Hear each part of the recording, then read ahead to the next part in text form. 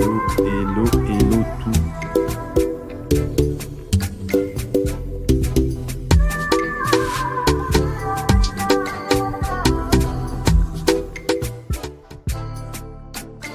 Hello, hello, hello tout le monde. Amakuru, comme on dit ici au Rwanda. Miabe Packers, comme je disais auparavant, lorsque j'étais au Togo. Comment ça va? Comment vous allez? Est-ce que vous vous portez bien? Est-ce que tout se passe bien pour vous? Il n'y a pas assez de personnes encore. On ne peut pas encore démarrer le live dans de bonnes conditions. Je compte sur vous pour rejoindre le live. C'est très important. Ça va être un débat chaud. Ça va être un débat intéressant. Ça va être un débat passionnant. Comme d'habitude, vous connaissez les lives Way Back to Africa. Ils sont de très bonne qualité avec des intervenants très qualitatifs. Aujourd'hui, on va parler de ce qui se passe en Côte d'Ivoire entre les candidats notamment du PDCI RDA, donc le Parti démocratique de la Côte d'Ivoire, le Rassemblement démocratique de Côte d'Ivoire, l'ancien parti d'Oufoué Boigny. Donc je compte sur vous, c'est important. Dites-moi que vous êtes là, écrivez en commentaire. Est-ce que vous êtes là? Est-ce que vous m'entendez 5 sur 5? Si vous m'entendez 5 sur 5, mettez un 5.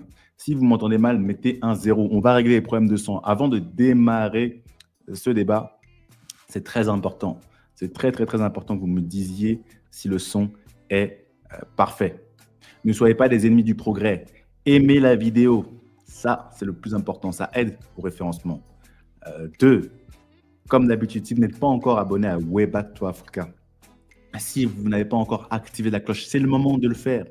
Et puis, 3, ne soyez pas égoïste.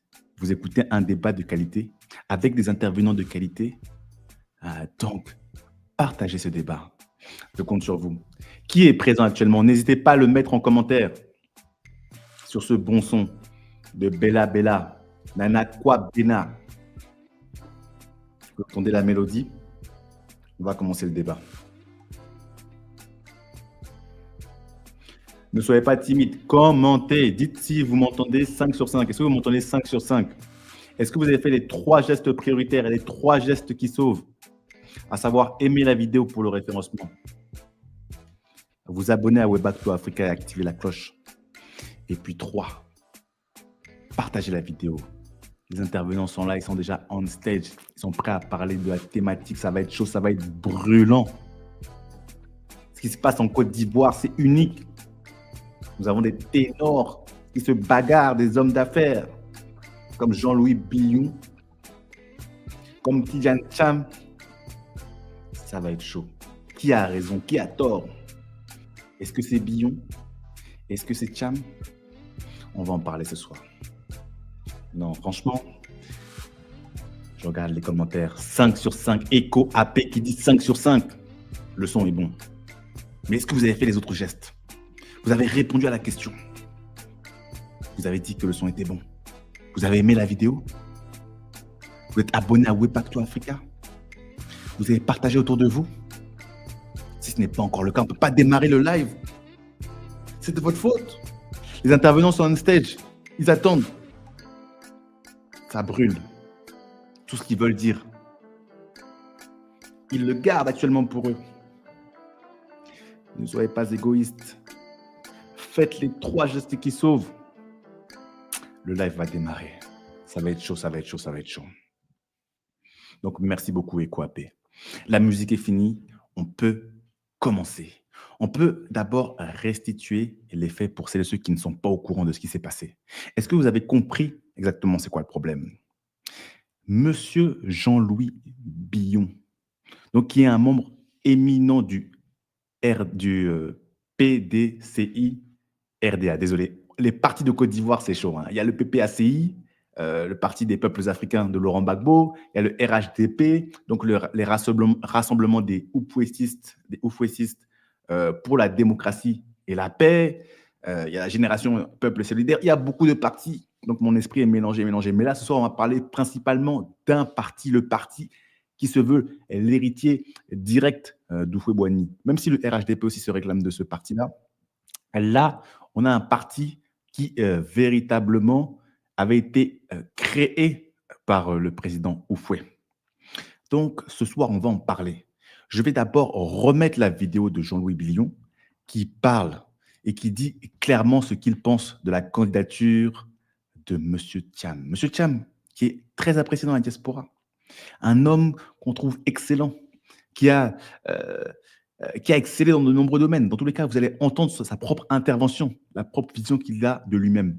Les gens sont on stage, ils attendent. On va regarder ça passionnément, on va regarder ça attentivement avant de pouvoir démarrer ce débat. Mais pour celles et ceux qui nous suivent et qui n'ont pas encore fait les 3 gestes qui sauvent, c'est à cause de vous que le débat prend du temps à démarrer. Donc, n'oubliez pas, faites les 3 gestes qui sauvent. Vous le voyez, Monsieur Billon. Monsieur Billon. Donc, qu'est-ce que Monsieur Billon a dit pour fâcher les adhérents du PDCI RDA? Qu'est-ce qu'il a dit? Qu'est-ce qu'il a dit qui a mis Monsieur Thiam en colère au point de faire une interview, de s'exprimer dans Brut, de façon virulente, à faire réagir notamment la diaspora?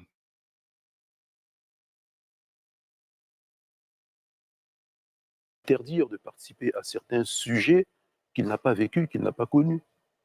Voilà, Voilà, à partir voilà du la moment réalité. où le Congrès a fait de lui le président du parti, vous ne pensez pas qu'il faut faire confiance au vote, au suffrage des militants du PDCI? Pour diriger le parti, il n'y a pas de problème. Qu'il apporte quelque chose de nouveau au parti. Pour être candidat, c'est une toute autre histoire. Hein.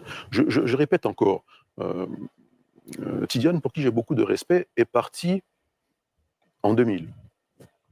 Il revient en Côte d'Ivoire à partir de 2023. En 2022, il fait une visite, il repart, il revient en 2023. 23 ans. Quand il partait en Côte d'Ivoire, il y avait 18 millions d'habitants. Il y en aura 30 là, dans quelques mois. Ce n'est pas la même Côte d'Ivoire. Quand il partait, Yopougon avait 700 000 habitants, il y en a 2 millions aujourd'hui. Hein il n'a pas scolarisé d'enfants en Côte d'Ivoire. Il ne peut pas parler aux Ivoiriens d'éducation nationale. Il ne s'est pas soigné en Côte d'Ivoire. Il lui sera difficile de parler de santé en Côte d'Ivoire. Il n'est pas contribuable en Côte d'Ivoire. Pour quelqu'un comme moi, me parler de fiscalité et d'économie, ce sera difficile entre nous. Hein. Donc, je dis, au vu de tout ça, et je peux continuer encore et encore, la Côte d'Ivoire, c'est quoi? C'est des cœurs qui battent à l'unisson, c'est des vécus, des joies, des peines. Il n'a pas connu Laurent Gbagbo, président de la République. Les 10 années de refondation du FPI au pouvoir, méconnu pour lui, pour quelqu'un de notre génération qui n'a pas connu des chapitres entiers de la vie ivoirienne, c'est difficile. Et je pense que par décence, il ne devrait même pas être candidat. Je le dis en toute honnêteté, vous prenez une constitution comme celle des États-Unis, qui est la plus pragmatique. Pour être candidat, il faut avoir vécu les 14 dernières années dans le pays. Et c'est normal. C'est normal. Alors, les jeunes vont vous dire, bon, quand on avait nos joies, connaître la première qualification de la Côte d'Ivoire en Coupe du Monde, on n'était pas là. Voir le pays coupé en deux, avec toute la crise ivoirienne et tout ce que ça comporte, quand on va parler de réconciliation nationale, de tous ces sujets, il sera exclu. Donc, soyons sérieux. Je dis, le débat politique n'a pas commencé. Quand le débat politique va commencer, les lacunes seront trop importantes. Mais c'est en ça qu'un candidat à une présidentielle a une équipe autour de lui, pour combler des lacunes s'il n'y a que l'IA. On ne gère pas un pays par procuration. Alors, est-ce que vous avez entendu les propos de Billon? Est-ce que vous êtes d'accord avec ça? Il lui reproche principalement son absence de la Côte d'Ivoire. Il prend l'exemple des États-Unis et il dit que aux États-Unis, il faut avoir au moins été présent pendant 14 ans sur le sol. Il dit que ce n'est pas possible pour Thiam de devenir candidat, d'être candidat. Il ne devrait même pas avoir la décence d'être candidat. Les mots sont forts. Est-ce que vous êtes d'accord avec ça? C'est ce dont on va discuter juste après avoir regardé justement la réponse de Thiam à ses propos. Donc peut-être pour celles qui ne savent pas, Thiam a été élu au congrès du parti en tant que président du parti. Et c'est ce que Billon lui reproche. Il dit, mais il a beau être président du parti, ce n'est pas pour autant qu'il va être le candidat naturel du parti pour les élections de Côte d'Ivoire, l'élection présidentielle de Côte d'Ivoire qui auront lieu en 2025. Donc, on va écouter ensemble la réponse de Thiam à ces propos-là. dans différentes géographies. Si le Crédit Suisse est venu me chercher à Londres, c'est pas moi qui suis allé chez eux qui sont venus me chercher pour que je vienne, parce que la banque était dans une situation désespérée. Donc tout ça pour dire que je n'ai pas peur de la compétition. J'invite tous ceux qui sont au PDCI, qui souhaitent être candidats à la convention, à venir m'affronter et je les battrai. Tout le monde sait que j'étais absent de Côte d'Ivoire. Les 96,5% d'électeurs du PDCI qui ont voté pour moi, et ils savent que j'étais absent de Côte d'Ivoire. Vous savez, moi, je fais confiance à l'intelligence du peuple ivoirien. Je l'ai dit à Soubré, quand j'ai parlé de l'IDH, qui est aujourd'hui compris par tout le monde, le peuple a une grande intelligence.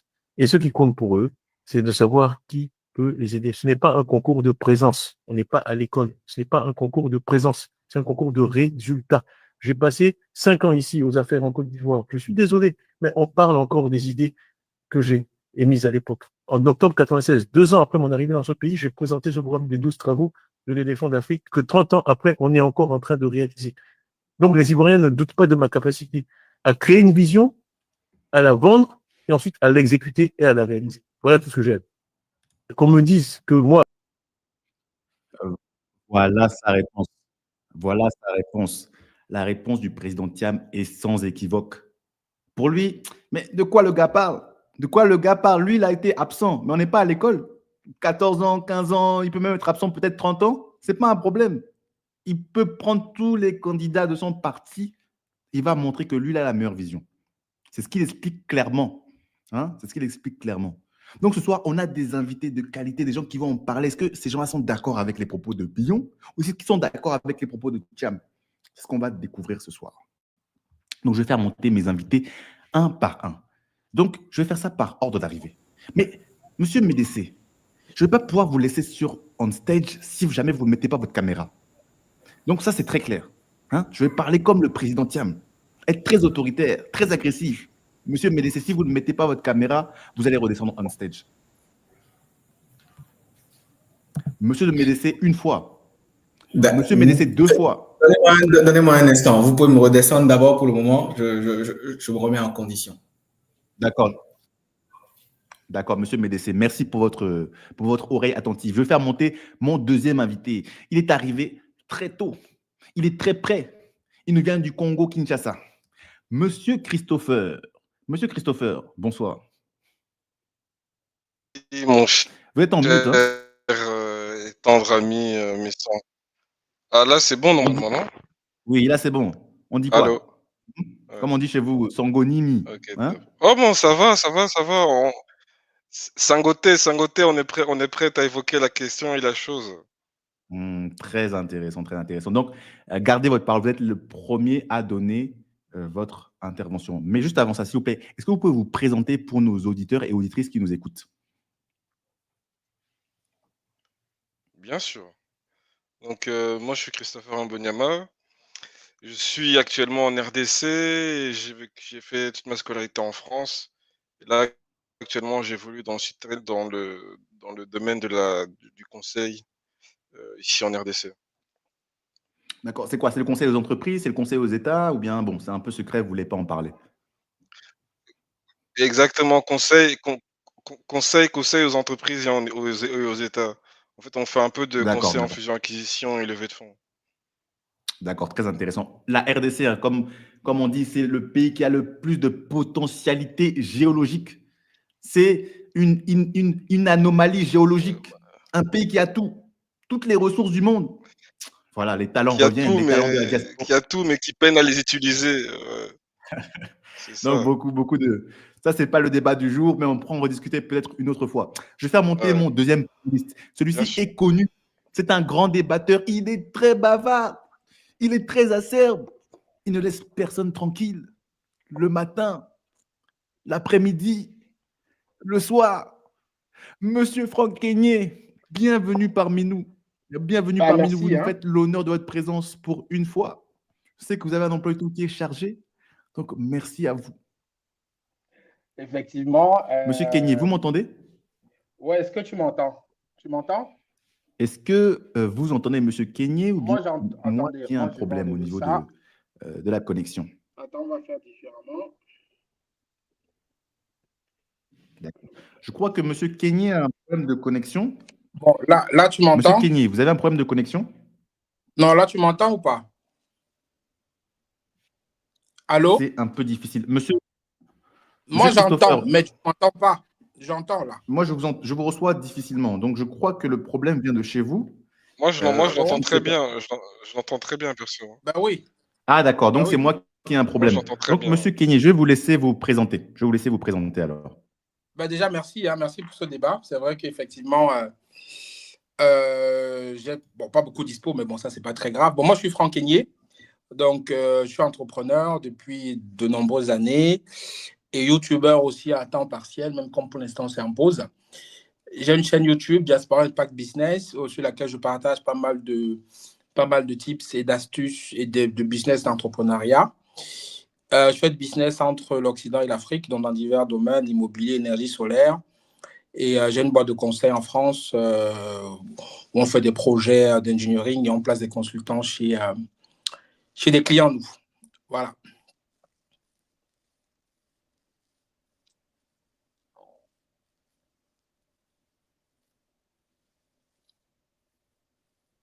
Merci beaucoup, Monsieur Kenny. Est-ce que vous me recevez Oui, moi, je te reçois. difficilement ou ça va? Moi, je te reçois bien. D'accord, c'est parfait. Parfait, parfait. Donc, je fais monter Monsieur Médécé qui était là. Donc, il y avait un petit problème de vidéo. Désormais, je crois que c'est réglé. Monsieur Médécé, tout est réglé? Ça devrait aller. Bonsoir à tous. Est-ce que vous m'entendez? Moi, j'entends très bien. Parfait. Est-ce que Monsieur Médécé, vous pouvez vous présenter, s'il vous plaît? Je suis Médécé Gandéon, enseignant-chercheur. Je suis plutôt maître de conférence dans une université dans le sud de la France. Et évidemment, je navigue beaucoup entre le continent et l'Hexagone.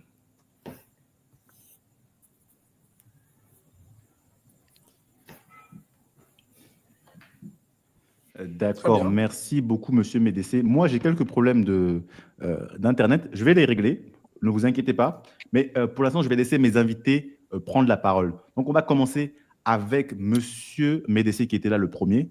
Il s'est présenté le dernier, mais il était là le premier. Donc, je vais lui laisser la parole. Donc, Monsieur Médécé, selon vous, entre Jean-Louis Billion et Monsieur Thiam, qui a raison? Oula, c'est une drôle de formulation de la question.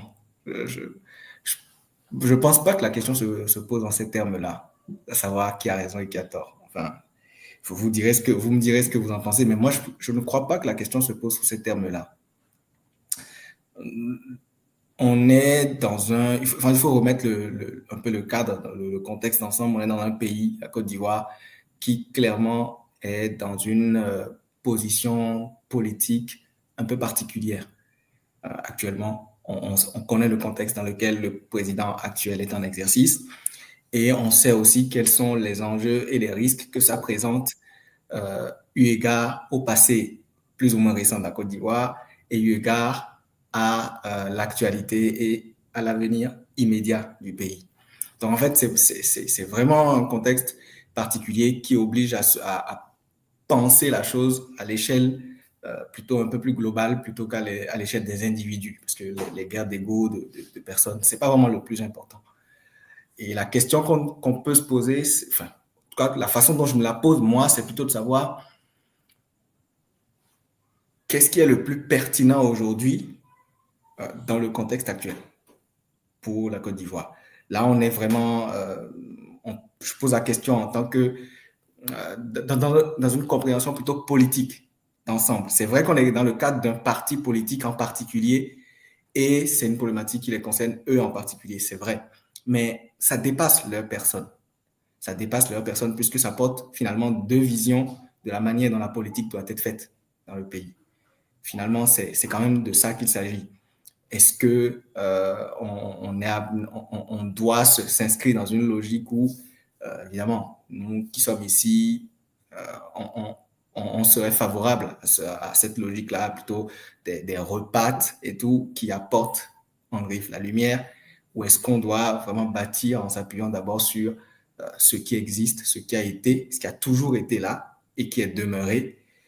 En fait, c'est une vision, je pense que la question se pose plutôt en termes de deux visions politiques qui sont un peu différentes.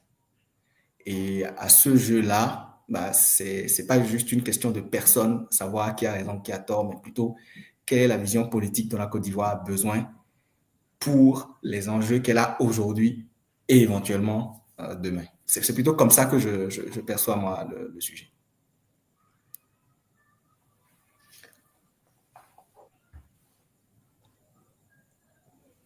Est-ce qu'il est là, notre hôte? Quelle est votre propre vision à ce niveau-là? Quelle est votre propre vision?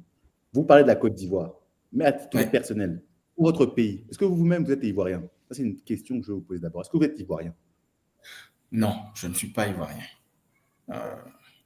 Voilà, qui règle la question. Et c'est d'ailleurs une très bonne question, parce qu'en fait, est-ce qu'il y a des Ivoiriens autour de la table? Je pense qu'ils mériteraient d'être là pour pouvoir donner une perception aussi. Moi, je ne suis pas ivoirien, mais de ce que je vois, moi, je suis originaire du Bénin, et c'est des choses qu'on a déjà connues, si vous voulez.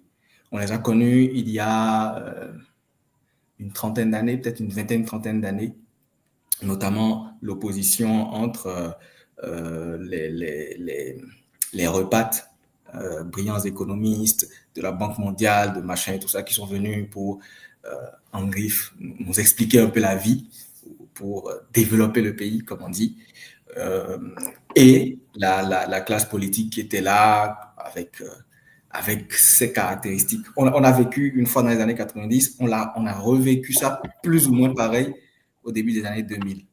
Donc, c'est toujours la même histoire. En fait, c'est toujours la même histoire. C'est deux visions qui s'affrontent.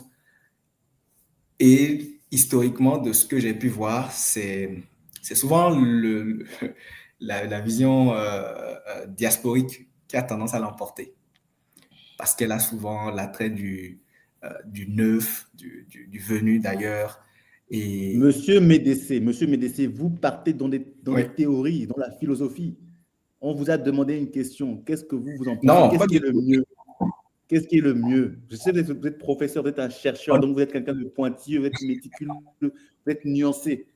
Mais le peuple veut savoir quel est votre avis sur le sujet. Est-ce que les gens de la diaspora, quand ils rentrent comme ça au pays, est-ce qu'ils peuvent venir chercher le pouvoir? Est-ce qu'ils sont les plus à même de répondre aux problématiques du pays? Monsieur Bildon, il le dit. Il dit, Monsieur Thiam, est-ce qu'il peut parler de la santé? Ces enfants, est-ce qu'il a utilisé les hôpitaux de Côte d'Ivoire? Est-ce qu'il peut parler de la scolarité? Ces enfants ne sont pas allés à l'école en Côte d'Ivoire. Est-ce qu'il peut parler de fiscalité? Il n'a pas payé ses impôts en Côte d'Ivoire. Et quand il est parti, il y avait 18 millions de personnes en Côte d'Ivoire. Aujourd'hui, on a 30 millions. Est-ce qu'il peut parler aux Ivoiriens? Est-ce que c'est légitime? Est-ce que selon vous, M. Thiam est légitime pour être candidat à la présidence de la Côte d'Ivoire, à la magistrature suprême? C'est la réponse, c'est la question à laquelle nous voulons une réponse, M. Médécé. Très brièvement, on vous laisse 1 minute pour répondre à cette question. Je vais être plus bref encore. Est-ce qu'il est légitime? Oui. La réponse, elle est simple. Est-ce qu'il est légitime? Oui. Ça ne veut pas dire pour autant qu'il devrait le faire. D'accord. Je laisse parler les autres, je reviendrai dessus. D'accord. Merci pour cette belle introduction, M. Médécé. On vous sent nuancé. Ce n'est pas tout blanc, ce n'est pas tout noir. Je vais donner la parole cette fois-ci à M. Christopher. M. Christopher, donc, à la question, entre Billion et Thiam, qui a raison, qui a tort?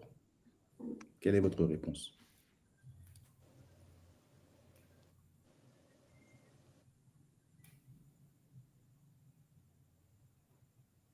Vous êtes en mute, vous êtes en mute, M. Christopher. Ou bien il y a des problèmes de réseau au niveau de... pardon, désolé. Non, c'est bon.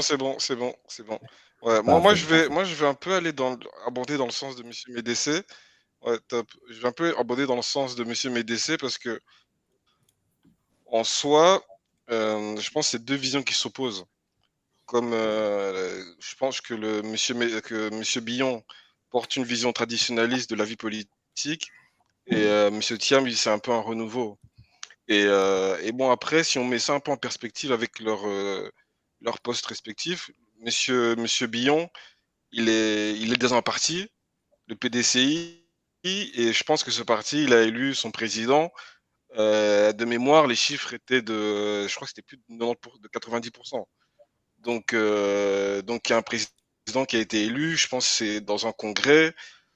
Donc, il faut aussi prendre ça en perspective. Et même si je suis un peu nuancé mon propos, je pense que M. Jean-Luc Billon fait un peu de la politique politicienne et qu'il ne met pas vraiment en perspective son parti, les intérêts de son parti. Et là, je pense qu'il y a peut-être un problème. La légitimité de Tidjane Thiam, je pense que les lois ivoiriennes sont là pour en juger. Il me semble qu'il est ivoirien. Donc, à partir de ce moment-là, ça ne se pose pas. Et bon, il a un peu une posture de politicien, quoi, de venir comme ça, de donner des arguments de monsieur, vous n'avez pas vécu ici, donc vous avez pas droit de citer. Je pense un peu des arguments qui sont un peu faciles et qu'on a déjà vu et revu en fait.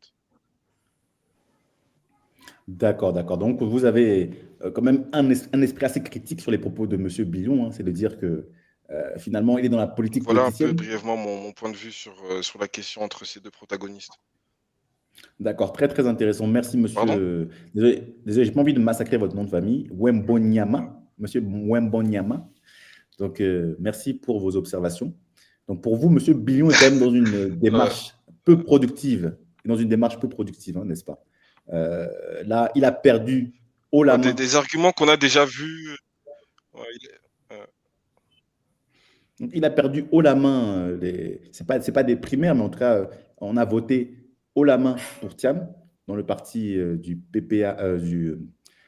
PDCI RDA, mais il veut encore faire la bagarre. Il va encore se bagarrer et puis dire non, mais c'est pas normal.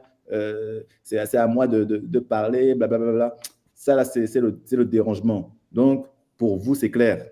M. Thiam a été élu dans son parti. M. Billon doit respecter la structure de son parti. Et à ce titre-là, il n'est plus légitime maintenant pour remettre en question la parole de Thiam. Monsieur Kenyé, je vous sens bien impatient, bien silencieux. Je sais que vous avez beaucoup de choses à dire ce soir. Non, j'écoute avec beaucoup d'attention. Vous avez beaucoup de choses à dire ce soir. J'écoute ce que mes compagnons. D'accord. Merci en tout cas de nous. Merci de nous faire ce plaisir-là.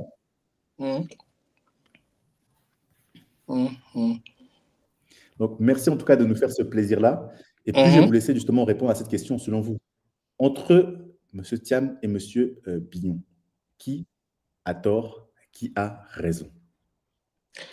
Bon, pour ma part, je vais être un peu moins nuancé que mes prédécesseurs, parce que moi, j'estime en fait que le débat politique, et pour si on veut changer les choses, et si on veut vraiment avoir de l'impact, ça se fait localement au plus près des populations.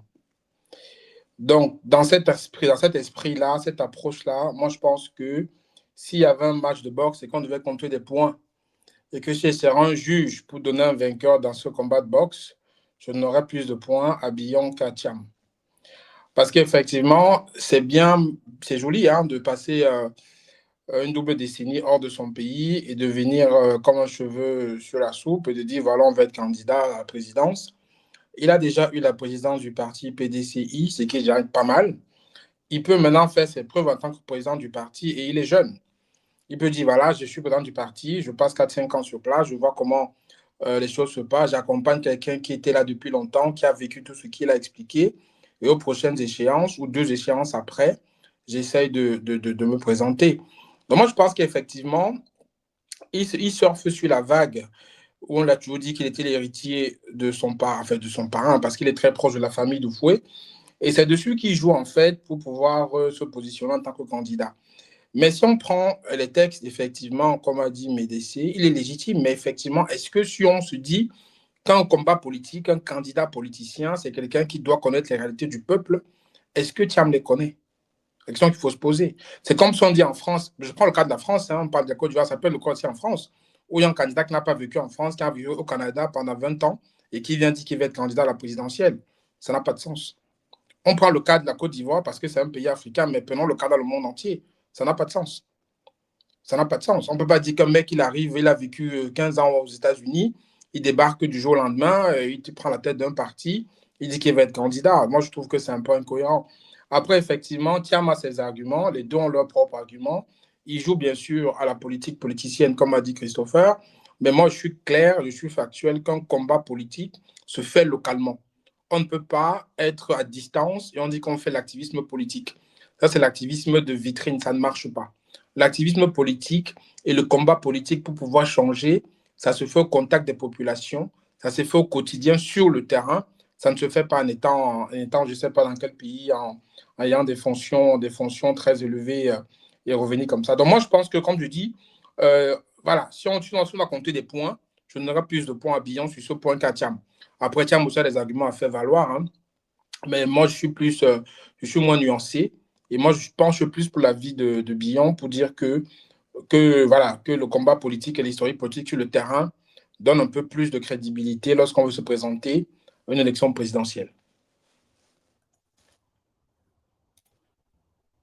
Merci beaucoup, monsieur Kenyé. Est-ce que c'est tout ce que vous avez à dire pour l'instant? Bon, après, si je sais que moi, je peux parler toute une soirée, hein. Maintenant, ça dépend effectivement. Maintenant, ce que j'ai à dire pour l'instant, c'est que effectivement, c'est un débat où il y a deux égos qui s'affrontent, hein. Il y a deux égos qui s'affrontent. Voilà, quand il y a deux gros égos qui s'affrontent, personne ne veut baisser la garde. Et quand tu as écouté le message, la vidéo que tu as passée, Billon a sous-entendu qu'il est même capable en fait de porter une candidature complètement indépendante hors du parti. Donc, on est à un niveau aujourd'hui où il y aura certainement, sans doute, un clash, parce que Thiam aussi s'estime légitime et s'estime héritier de son parent, Houphouët-Boigny. Voilà, donc il y a ce truc-là qui arrive et le vainqueur sera bien sûr le RHDP, c'est-à-dire c'est l'autre camp qui va gagner parce qu'il y a une dispersion de voix et c'est eux qui sont les grands vainqueurs. Moi, je pense qu'aujourd'hui, il faut vraiment faire un monde honorable, hein, chacun comme l'autre. Ils doivent mettre le bien fondé du peuple ivoirien au centre et qu'ils aillent en fait aux élections et que le peuple décide. Et que s'il décide effectivement qu'il respecte le choix. Mais Billon a peur d'y aller parce qu'il sait que les instances du parti aujourd'hui sont plus favorables peut-être à Thiam qu'à lui, pour des raisons que tout le monde connaît. Donc peut-être c'est aussi ça qui fait en sorte qu'il prévient déjà qu'il est capable d'aller au clash s'il n'est pas choisi. Mais je pense qu'il faut vraiment que ce soit un truc à peser. Chacun fait valoir ses arguments et que le peuple décide, le peuple choisit, enfin les membres du parti choisissent et que les deux acceptent après, suivant le choix, d'aller ensemble pour pouvoir solidifier leurs forces et avoir le maximum de chances de peut-être gagner contre le camp d'en face. Donc aujourd'hui, on verra. Moi, je pense que pour répondre à la question initiale, tu as compris mon point. Mais ma balance pense plus du côté Billon. Après, dans le gros, j'espère que les deux trouveront un terrain d'entente pour le bien commun des Ivoiriens, et qu'il y aura des élections à peser, et que ce joli peuple que j'adore et des élections magnifiques, et qu'il y ait un président qui continue le travail que l'actuel est en train de faire dans la continuité, ou même que le même, on ne sait pas, hein. Donc, voilà un peu. Après, je laisserai les autres rebondir. Et s'il y a d'autres points, je serai bien sûr à l'aise de t'en parler, quoi. Donc, en effet. Donc, vous, votre parti, il est clair. Monsieur Billon a raison. On ne peut pas être dans la diaspora comme ça. Et en plus, on n'est même pas activiste. Je crois que quand il était dans la diaspora, il ne parlait pas de politique. Il laissait la Côte d'Ivoire. Il a laissé la Côte d'Ivoire. Maintenant, la conjoncture s'est passée. Tout le monde a toujours dit qu'il serait un très bon successeur à Ouattara. Effectivement, les deux, c'est bonnet blanc, blanc bonnet. Hein.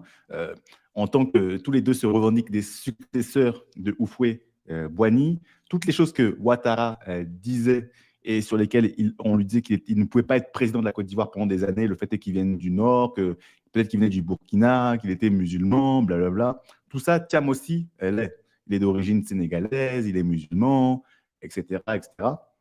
Donc, généralement, on lui a toujours dit que ce serait lui le successeur légitime de Ouattara. Mais selon M. Keng, ce n'est pas possible. C'est pas possible. On ne peut pas être aussi loin de son pays pendant tant de temps et puis aller vouloir briguer la magistrature suprême. Il faut d'abord prendre le temps de revenir, de se réinstaller, de regarder un peu comment ça se passe. Hein. Mais ce n'est pas ce qui se passe.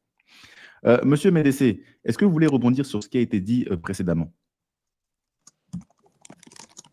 Oui, merci. Je pense que M. Kenyé a parfaitement situé le sujet, notamment quand il a parlé des égos des deux bonhommes. et qu'il a évoqué aussi la question de la présence. C'est pour ça que, initialement, mais ça, quand vous aviez posé la question, je disais que c'était pas d'abord une question de personne. En fait, si on s'arrête sur les soucis de personne, je pense qu'on risque de passer à côté du sujet. Ce cas-là s'est reproduit au Bénin il y a quelques années, quand il y a eu le duel entre Patrice Talon et, comment il s'appelle, j'oublie son nom, Lionel Zinsou. C'était le même cas, exactement.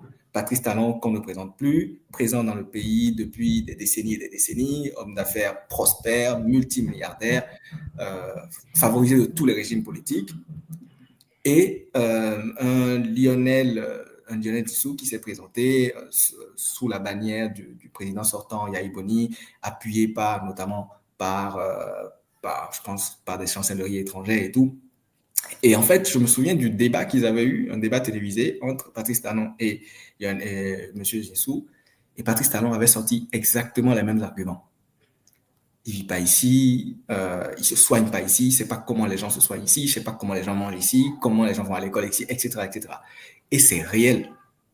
C'est factuel. Ce n'est pas quelque chose qu'on peut discuter. Ce n'est pas quelque chose qu'on peut discuter.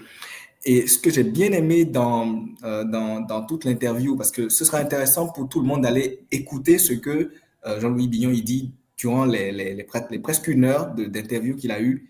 Il dit des choses qui relèvent presque du bon sens. Et c'est là où ça devrait nous interpeller, parce que si on a besoin de rappeler ces éléments de bon sens, c'est quelque part, il y a un truc qui n'est pas clair, il y a un truc qui n'est pas net. Et c'est là où la querelle de personnes, moi, je pense qu'en fait, il faut la dépasser. Si on en est à devoir parler des individus, alors que le sujet, c'est, comme le disait Franck Kenyé tout à l'heure, c'est la question de faire de la politique. On ne fait pas de la politique par procuration, on ne fait pas de la politique en visio, on ne fait pas de la politique à distance. La politique, c'est au plus près des gens. Alors, est-ce que Tidjane Thiam est légitime? Bien sûr, si l'appareil politique du parti lui donne la légitimité, mais qu'est-ce qu'on y peut?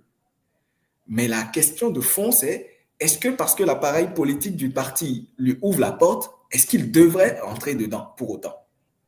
Et ça, donc, ça pose une question. Monsieur Médécé, donc plus on avance, plus vos propos deviennent limpides, hein, plus on semble que vous penchez d'un côté plutôt que d'un autre. Hein. On va plutôt... Je peux finir sur juste une phrase. En fait, allez-y. Là d'où je viens, il y a un adage qui dit, en fond, on dit littéralement, et non, en gros, j'ai bien compris. Voilà, on ne soutient pas une personne, on soutient une parole.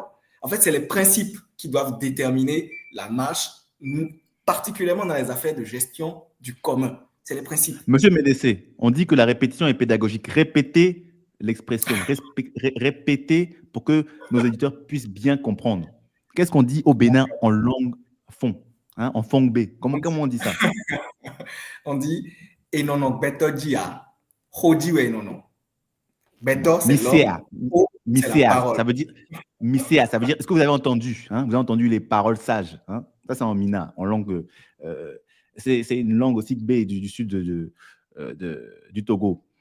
Donc, merci beaucoup, monsieur Médécé. Votre parole devient de plus en plus limpide. Donc, vous êtes arrêté sur ce qu'a dit monsieur Billon. Et c'est très clair, c'est limpide, c'est du pragmatisme. Tout ce qu'il a dit, c'est clair. On ne peut pas le contester selon vous. Il ne faut pas s'arrêter sur le choc des personnalités. Oh non, c'est Thiam qui est là. Oh, c'est Billon qui est là. Non, ça, c'est du bavardage, tout ça, là. Hein?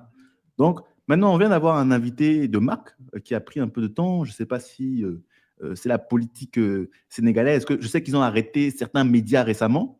Donc, peut-être que ça l'a empêché de se connecter. On ne voulait pas qu'ils prennent la parole et qu'ils viennent parler des affaires de politique des autres pays. Donc, on a M. Moustapha Ken avec nous. Monsieur Moustapha, bonsoir. Enchanté, bonjour à tous. Désolé d'être un peu en retard, c'est des problèmes plutôt d'ordre technologique. Malheureusement, je me suis trompé de lien plusieurs fois. J'étais dans des coulisses, je pensais que j'allais venir, mais apparemment, je n'étais pas dans les bonnes coulisses. Donc, bref, mais c'est très, très intéressant ce que j'ai entendu depuis le début. Je ne sais pas si j'ai les mêmes positions que mes collègues qui sont autour de moi. En tout cas, je suis très content d'être parmi vous et très content de l'invitation. Mais j'ai une position qui est un peu plus mesurée. Je pense que, comme l'a dit M. Kenyé, que j'ai bien entendu, malheureusement, je n'ai pas pu entendre M. Wembanyama, et M. Médecé, je pense que c'est plutôt une affaire politique. Je pense que c'est, comme M. Kenyé l'a dit, une affaire politique politicienne, plus qu'une affaire réelle. Et j'aimerais apporter la nuance en disant que je pense que je ne peux être ni d'un côté ni de l'autre. Je comprends bien ce que dit M. Billon, parce que c'est vrai que parfois la politique doit être quelque chose qui doit être fait au niveau des gens qui sont autour de soi, mais surtout d'un point de vue local, plutôt qu'un point de vue, comme vous l'avez dit, de la politique en visio ou bien de la politique à distance. Mais j'aimerais apporter l'autre chose qui est que ce n'est pas parce qu'on est loin du pays qu'on est forcément loin du pays dans le cœur. Et aussi qu'on ne peut pas déterminer certaines choses du pays et aussi qu'on ne peut pas s'entourer, comme j'ai entendu Messane le dire, de s'entourer des bonnes personnes. Dans le sens où être président, comme on peut le voir aujourd'hui, c'est avoir des bons conseils autour de soi, c'est avoir les bonnes personnes ressources, mais c'est surtout bien s'entourer. Je pense que Tidjane Thiam était loin du pays depuis un moment, mais ça n'empêche pas d'avoir une certaine expertise sur le pays. C'est pas parce qu'on n'est pas au pays qu'on ne sait pas ce qui s'y passe. Autour de nous, on peut avoir des gens qui nous disent, surtout quand on est partie d'une structure politique, il y a beaucoup de gens qui font partie d'une structure politique, ou bien qui sont députés, des Congolais de l'extérieur, des Sénégalais de l'extérieur, ou bien des Béninois de l'extérieur, on les connaît tous, ces députés-là, qui sont quand même très proches du peuple et qui savent ce qui se passe dans le pays. Maintenant, je suis aussi d'accord avec M. Billon dans le sens où on ne peut pas arriver du jour au lendemain et s'attribuer tout ce que le parti fait depuis des années en local. C'est-à-dire, il faut rendre à César ce qui est fait à César. Ce qui est fait en local, c'est-à-dire tous les meetings, tout ce qui est action politique, tout ce qui est débat, toutes les personnes qui sont à l'Assemblée, les soutenir, etc. Et c'est très dur de faire ça de loin. Maintenant, j'aimerais apporter un exemple pour et un exemple contre, en essayant d'être pragmatique. L'exemple pour, qui a plutôt bien marché, c'est l'exemple de George Weah. George Weah qui était parti, qui a été joueur et qui est revenu à un moment dans son pays pour devenir président pendant un moment, avant d'être supplanté par Madame Sirleaf. Et un exemple qui est négatif, qui s'est soldé par du négatif, et que moi, je connais bien personnellement, plus que l'exemple libérien, qui est l'exemple sénégalais avec Karim Wade lors des élections d'il y a un petit moment, c'est-à-dire les élections de 2000, et puis dernièrement, Macky Sall qui s'est présenté aux élections législatives. Alors que Macky Sall a quitté le pays et vit maintenant au Maroc, et Karim Wade qui vit à Dubaï depuis un moment, et Karim Wade qui avait fait une partie de ses études au Sénégal, c'est-à-dire son lycée, et puis qui était revenu comme une fleur pour être ministre pendant 4 ans, et puis vouloir abriguer le pouvoir par cooptation de son père. Donc c'est des choses qui arrivent, j'ai entendu que ça t'est arrivé aussi avec Patrice Talon. Je pense que c'est des choses qui arrivent, mais il n'y a pas que des mauvaises conséquences. C'est des choses qui arrivent, mais je suis vraiment mesuré parce que je pense que vraiment, c'est vraiment un débat politique-politicienne, c'est-à-dire qu'une personne a peur. Et c'est pour ça que je pense que Tidjane Thiam est aussi confiant et aussi solide sur ses appuis, mais bon, sa candidature, c'est aussi un peu une candidature pour les gens de la diaspora qui l'aiment beaucoup, mais c'est un peu compliqué d'avoir une vision claire. Après, je ne peux pas aussi bien parler de la Côte d'Ivoire parce que c'est un pays que je connais, mais un peu plus de loin. Donc, je ne peux pas te donner les réalités et savoir comment ça se passe sur place. Je pense que c'est plutôt un débat politique-politicien. Après, il faut voir comment ça se passe et être beaucoup plus pragmatique sur le sujet. Je ne sais pas si j'ai été clair ou bien si on m'a bien entendu. Très intéressant, Mustapha. Donc, toi, tu pars du principe que, effectivement, quand on est président, ce n'est pas seulement une seule partie qui va prendre la décision, il va être entouré de conseillers. Encore faut-il les écouter, ça c'est une chose. Puis, en tant que tel, lorsqu'on aime son pays, lorsqu'on a la volonté de faire des choses, ça parce qu'on a été à l'extérieur, qu'on ne pense pas à lui, ce n'est pas pour autant qu'on n'a pas des connexions, ce n'est pas pour autant qu'on n'a pas de la famille, justement, qui est encore au pays. Et ce n'est pas pour autant qu'on n'a pas de bonnes idées au pays. Tu as donné l'exemple de George Weah, qui justement était à distance, mais qui est rentré et qui est devenu président de son pays. J'ai aussi un exemple qui est très parlant, notamment ici au Rwanda. Comme vous savez, les Rwandais ont longtemps été divisés. Beaucoup de Rwandais étaient dans la diaspora. C'est-à-dire qu'ils n'étaient pas au Rwanda même, mais étaient parfois en Ouganda, parfois au Congo, parfois au Kenya, en Tanzanie, ou bien même au Burundi. Et le président actuel, d'ailleurs, n'est même pas né au Rwanda. Je crois que c'est les 30 premières années de sa vie, ou même peut-être plus, il ne les a pas passées au Rwanda, mais il les a passées en Ouganda. Et pourtant, aujourd'hui, vous voyez ce qu'il fait, comment il transforme le pays. Je sais que c'est un sujet sensible. Monsieur Wembonia, ne rebondissez pas là-dessus. Mais voir comment il transforme son pays, alors bien même Non, mais pas de problème, pas de alors problème. qu'il n'a pas grandi justement dans son pays. Donc, c'est un exemple aussi que je voulais mettre en avant. Je vois que M. Kenyé a levé la main comme un écolier. M. Billon a dit clairement dans son interview, il a dit non, ça c'est M. Thiam qui l'a dit, il a dit on n'est pas à l'école ici, hein, on n'est pas à l'école, il ne faut pas rester des heures et des heures ici ou des années et des années. Vous n'avez pas besoin de lever la main. Vous pouvez demander, voilà, vous m'arrêtez, vous me dites, mais je veux bien rebondir sur ce que M. En fait, je voulais rebondir sur le cas de Weah, parce que le cas de Weah n'est pas un bon exemple. Parce que Weah, en fait, il est rentré dans les années 2000, je pense, il a fait son jubilé dans les 2000-2003. Il s'est consacré à la vie politique à partir de 2004-2005, je n'ai pas les chiffres exacts. Il a été candidat malheureux. Alors, il a d'abord été sénateur, il a d'abord eu un parcours politique localement. Je crois qu'il était président en 2018, hein, je crois, 13 ans après, un truc comme ça. Donc, Weah n'est peut-être pas le bon, parce que Weah a vécu sur place, il n'est pas arrivé tout de suite, il a même été candidat. Il a été candidat avec Sirleaf, il a eu un parcours quand même assez dense localement, avant même de prétendre à la candidature, parce qu'il a été le colistier de Sirleaf pendant... Enfin, Weah, ce n'est pas le bon exemple pour moi dans ce cas, parce que Weah n'est pas quitté de sa carrière de footballeur à l'étranger, il est arrivé au Libéria, il s'est lancé, il est devenu président. Non, il a un vrai parcours local, il était sénateur d'abord avant, il a milité auprès des personnes qu'il a portées à la présidence. Il a été vice-président d'un candidat qu'il a soutenu avant qu'il ait eu son tour en 2018. Donc, je pense que ce n'est pas le bon exemple. Si on veut prendre quelqu'un qui a vécu à l'extérieur et qui est rentré, qui a été élu, ça ne marche pas parce que ce n'est pas le cas. Maintenant, pour revenir au Rwandais dont tu as parlé, le Rwanda que tu as parlé, c'est un cas très spécifique. Le Rwanda a vécu plusieurs années de guerre civile et aujourd'hui, le président du Rwanda, bien sûr que c'était pas un rebelle, il était contre le pouvoir en place pendant des années, mais c'est un cas différent. On ne peut pas prendre un cas où il y a un pays qui est complètement divisé, où les gens sont contraints à l'exil, c'est-à-dire qu'ils partent de force parce qu'ils sont contraints à l'exil et ils font le combat de l'extérieur contre ce qui est à l'intérieur et on dit qu'ils sont partis. Non, ils sont toujours là, mais c'est juste qu'ils ont été contraints de partir à cause d'un régime qui les oppressait parce qu'ils n'étaient pas contents contre le régime. Et c'était des activistes à l'extérieur de leur pays qui menaient des combats. Kagame, le FPR, on connaît l'histoire.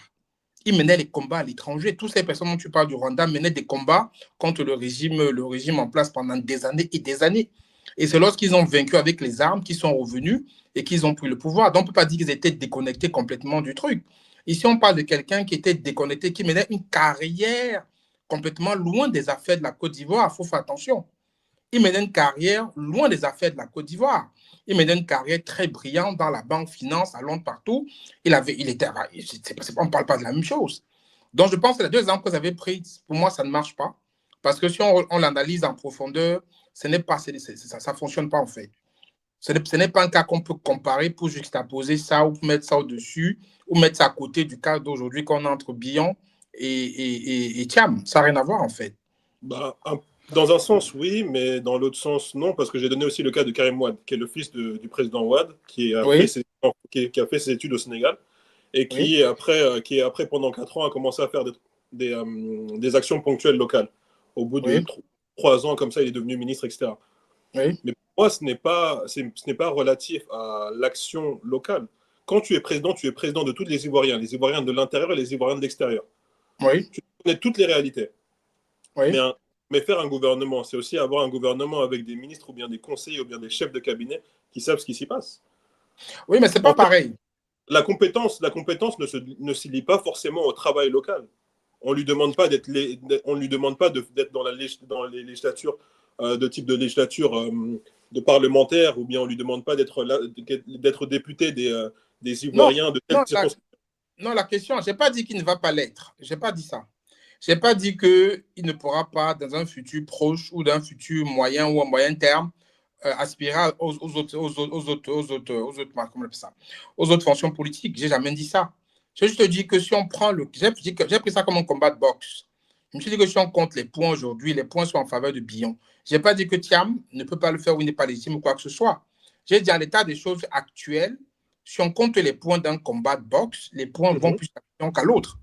Effectivement, si dans 3-4 ans, peut-être Thiam accompagne Billon, ils se mettent d'accord, Billon est élu, Thiam est peut-être colistier, Thiam fait ses armes. Dans 4-5 ans ou dans 10 ans, peu importe le temps, parce qu'il est encore jeune, il peut maintenant prétendre, il dit voilà, moi je vais être haute fonction politique. Là, il n'y aura pas de problème. Je n'ai pas dit qu'il ne va pas l'être ou qu'il ne peut pas aspirer à l'être. Mais j'ai dit qu'aujourd'hui, quand on lit les choses avec une lecture politique claire de comment les choses se passent sur le terrain, peu importe le pays, mais c'est vrai que dans un contexte africain, Ouais. pour mon avis, la balance penche pour Bion par rapport à ce qu'on connaît du contexte. Après, tiens, autant légitime, mais aujourd'hui, si on compte les deux, si moi j'étais un Ivoirien, j'avais à choisir, par rapport aux deux là qui se présentaient, je choisirais Bion en 2024. Après, c'est pas pour invalider Ouais, ce mais ce que tu dis, mais pour moi, justement, le fait que Billon ait parlé et envie d'invalider Cham, justement, par ces petites attaques-là, ça me rappelle beaucoup les attaques qui ont été faites par rapport, justement, au Sénégal, à l'opposition, au fils du président Ouad. C'est-à-dire, en fait, c'est le diminuer sur des aspects en fait, c'est diminuer son ivoirité. C'est un peu ce qu'ils avaient fait par rapport à Ouattara, même si le cas est un peu plus différent par rapport à Ouattara. Mais dire que oui, ses enfants ne sont pas, ses enfants ne sont pas scolarisés en Côte d'Ivoire, ils ne soignent pas les personnes en Côte d'Ivoire. Je pense qu'attaquer une personne sur ses attributs d'ivoirité, c'est justement pour le mettre hors jeu. Et je pense qu'une personne qui n'a pas peur, excusez-moi des termes, comme tu as fait l'analogie avec la boxe, je ferai l'analogie avec l'expression qui est courante chez les jeunes. Une personne qui n'a pas peur de son karaté et qui est sûre d'elle-même va y aller sans invalider la personne. En fait, à partir du moment où on attaque la personne, on n'est plus on est dans la politique politicienne et on n'est plus de la politique sur les idées. En fait. Et ça, le problème que je vois aujourd'hui dans la politique africaine, c'est qu'aujourd'hui, on va rabaisser une personne sur son physique, son accent, etc., au lieu d'aller directement sur ses compétences. Je pense que si M. Billon a fait cette comparaison-là et a remis en cause son ivoirité, c'est parce que dans un sens, il a peur. Et c'est mon analyse en fait. C'est-à-dire qu'une personne, en fait, on voit même ça souvent justement aussi chez les boxeurs, c'est-à-dire qu'un boxeur qui a peur d'un autre boxeur va avoir tendance à vouloir humilier l'autre boxeur ou bien lui montrer quelque chose pour en fait diminuer un peu sa motivation et puis diminuer un peu sa force mentale. Mais justement, en fait, je dis pas que c'est une bonne chose ou que c'est une mauvaise chose. C'est le jeu politique. Le jeu politique, c'est comme l'amour, il n'y a pas de règles, comme on dit. Mais en plus de ça, je pense que ce qui est important, c'est que la façon dont Tidjane Thiam a répondu, pour moi, n'est pas une bonne façon de répondre. Parce qu'il est beaucoup trop véhément et il se met trop dans une position, comme tu as dit, de boxeur et de combat. Et en fait, ce n'est pas une façon dont un homme politique devrait répondre à des questions, devrait être plutôt une personne posée et répondre par rapport à ces trucs. Mais il a été touché dans son ego. Et je pense que c'est quelque chose que. et Bon, en fait, Mustapha, c'est un peu normal aussi. et Mustapha, si je peux te compléter, moi ce que je voulais dire, c'est que vraiment ces arguments-là arguments de l'extérieur, monsieur connaît pas le terrain. Par expérience, les gens qui sortent ce genre d'arguments, c'est des gens qui sont pas. Enfin, tu vois leur acte. C'est pas des gens qui sont patriotes, tu vois. C'est pas des gens qui sont compétents. Et c'est vraiment. Et s'il a pas peur, Monsieur Billon, mais dans ce cas-là, qu'il propose, je sais pas, des primaires en leur. Vu que je sais pas, je connais pas les statuts le statut du PDCI, mais s'il a pas peur, qu'il fasse des primaires, parce qu'en soi, s'il agite l'argument du candidat indépendant, c'est qu'il a peur il a peur des urnes. Il a peur je sais pas, de faire un débat avec Tidjane Thiam, parce qu'au final, Justement, c'est le peuple qui décide. Ouais. Non, c'est pas justement, je vais ça. en profiter.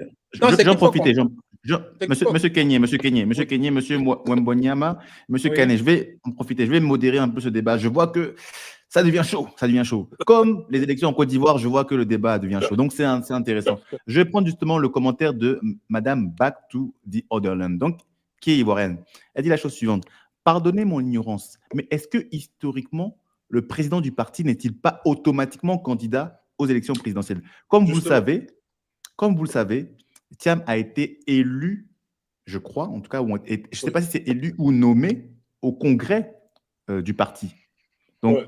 au congrès du PDCI RDA, donc le Parti démocratique de Côte d'Ivoire et le Rassemblement démocratique africain. Je crois bien que c'est ça. Peut-être pour la petite anecdote, hein, j'aime bien donner ces petites anecdotes. Vous savez que quand ce parti a été créé, l'idée c'était qu'il y en ait un dans chaque pays en Afrique, qu'il y ait un parti démocratique, par exemple du Togo, un parti démocratique du Mali, un parti démocratique du Sénégal, etc. Et que tous ces partis-là finalement se rejoignent pour créer une grande disons, fédération de partis. C'était un peu les deux écoles entre d'un côté la doctrine de Monrovia et d'un côté la doctrine de Casablanca. Donc, est-ce qu'on fait une Afrique qui est fédérale ou est-ce qu'on fait une Afrique avec plusieurs États, mais où il y a de l'intégration? Donc, voilà, c'était ma petite parenthèse historique. Donc, qui veut répondre à la question de Madame Back to the Otherland? Est-ce que c'est... moi, ce que je lis, c'est qu'en fait, il a été élu pour son... Après, c'est différent, parce que si je ne me trompe pas, M. Billon et M. Thiam ne sont pas du même parti, n'est-ce pas? Si, ils sont du même parti. En fait, ils sont du même parti. C'est-à-dire qu'ils sont du même parti et M. Billon, lui, il dit non, il a beau être le président du parti, ce n'est pas pour autant qu'il doit être le président, le candidat légitime et naturel pour les élections présidentielles. Et à ce titre, il dit que lui, en tout cas, il va être également candidat pour les élections et il va garder son étiquette politique, donc à savoir le PDCI RDA. C'est ce qu'il dit. Ouais. Pour moi, en m'attachant à l'histoire, j'ai bien aimé ce que j'ai entendu tout à l'heure parce que moi, je suis un juriste publiciste, même si je suis en droit international, j'aime beaucoup le droit public comme Messane le sait très bien. Mais il faut respecter la Constitution. Premièrement, il faut respecter la Constitution parce que la Constitution qui modèle et qui encadre le droit public et qui encadre les élections. En ce sens, si Tidjane Thiam est éligible à devenir président, je pense qu'on n'a pas à remettre ça en cause.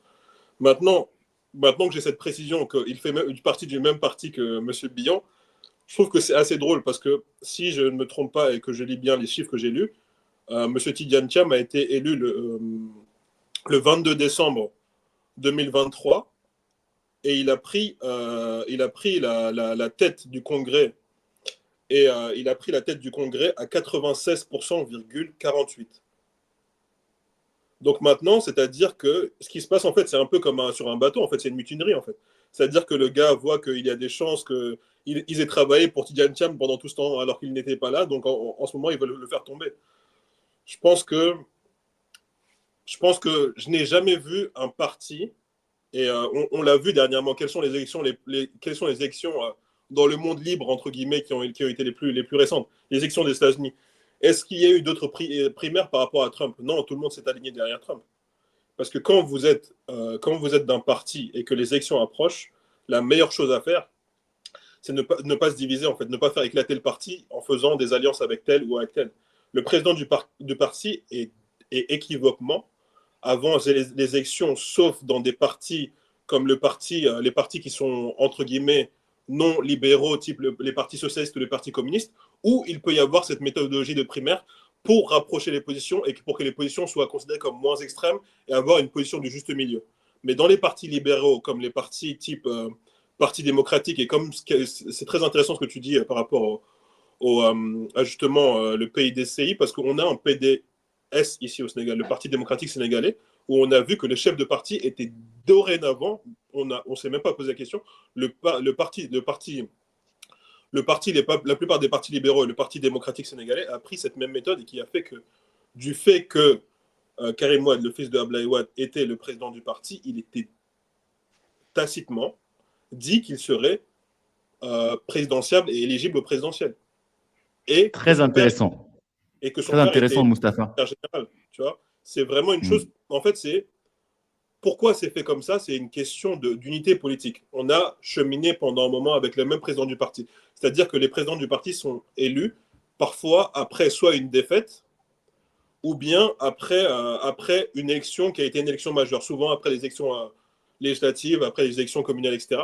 Et c'est de ce fait, de ce cheminement-là, qu'il y a cette tête de parti, et cette tête de parti qui chemine pour être président après. Il a été le président du parti, donc logiquement, il deviendra le président du pays. Après, c'est comme ça qu'on chemine pour avoir une certaine cohésion dans un parti. Pardon. Très, très intéressant. Je vais donner la parole à monsieur Kenya, qui je vois qu'il tressaille. Je vois qu'il ne dit mot, mais il n'en pense pas moins. Je vois qu'il veut dire quelque chose. D'abord, je vais prendre le commentaire de Aliko qui dit la chose suivante, pour apporter de la précision à ce débat. Il dit les textes du PDCI, donc les statuts du PDCI qui doivent sûrement être une association, bon, peu importe le nom qu'on lui donne, mais en tout cas de l'organisation, disent qu'il y aura une convention qui va élire le candidat qui va représenter le parti aux élections présidentielles. Donc, quand M. Billon se plaint, notamment sur la nouvelle chaîne ivoirienne, en fait, il se montre en tant que candidat à cette élection-là et en tout cas à la convention. Mais ce qu'il dit dans cette interview qui est très intéressant, c'est qu'il dit que ce qui est organisé par les conseils de Tidjane Thiam sont d'ores et déjà caduques. C'est nul et non avenu. Il dit que eux, quand ils organisent des choses, c'est du n'importe quoi. Qu'ils ont organisé aussi le congrès qui a élu Tidjane Thiam président du parti. Il trouvait que c'est du n'importe quoi. Il dit encore que maintenant, s'ils organisent la convention, c'est aussi du n'importe quoi. Donc, lui, il n'est déjà pas d'accord. Donc, il y en a aussi qui l'accusent en disant que, mais celui-ci, est-ce qu'il ne participe pas au désordre dans le parti? Et tout ça, c'est pour bénéficier finalement au parti au pouvoir, au RHDP. Le RHDP qui se veut également être les héritiers, parce qu'ils le disent clairement, ils disent Rassemblement des oufouettistes pour la démocratie et pour la paix. Bon, en fait, on remet la démocratie dedans, on dit qu'on est oufouettiste, donc finalement, on s'attribue aussi l'héritage d'Oufouet. Donc, il y a des gens qui se disent, mais ce gars-là, est-ce qu'il n'est pas agent double? En fait, il veut créer le désordre ici pour qu'au final, ce soit le parti au pouvoir qui gagne. Monsieur Kane, vous qui êtes contre ce que Monsieur Moustapha a dit, qui n'êtes pas d'accord, qui voulait parler depuis tout à l'heure, je vous laisse la parole et ensuite je redonnerai la parole à Monsieur Médessé qui était parti pendant quelques instants. Non, je ne suis pas tellement contre. Ce qu'il a dit, Moustapha, c'est plutôt ce qui se passe vraiment dans les partis conventionnels. Après, par exemple, en France, c'est le contraire. Ce n'est pas le président du parti qui est candidat. Donc, ça diffère suivant les statuts du parti. Mais comme je dis toujours, c'est les hommes qui font les lois et c'est les lois qui font les hommes. Ça veut dire qu'on peut changer les lois d'un parti, changer les statuts, tout se change. Parce que c'est les hommes qui les ont écrits et on peut défaire ce que l'homme a fait. Mais effectivement, si c'est le cas au niveau du PDCI, que le président, c'est le candidat naturel, bon, il y a un commentaire qui a un peu démenti ça. Mais si tel est le cas, je n'ai pas les statuts du parti à portée de main, c'est qu'effectivement, il faut respecter ce cadre de la loi, il faut être légaliste et aller dans ce sens.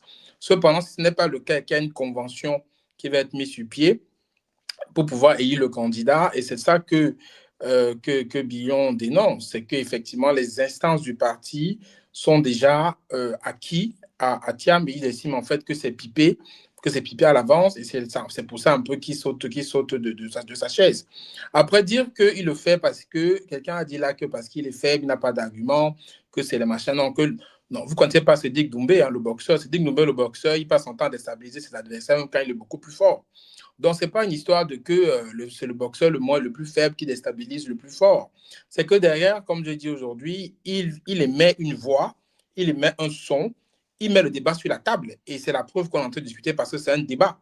Il met un débat sur la table et ce n'est pas pour dire qui s'esquive ou qui n'est pas prêt à aller au combat. Mais c'est qu'il a peur que le combat soit déjà perdu d'avance et que les dés soient pipés. Après, effectivement, ce qu'il faut comprendre, c'est qu'on a des personnes qui ont soif du pouvoir.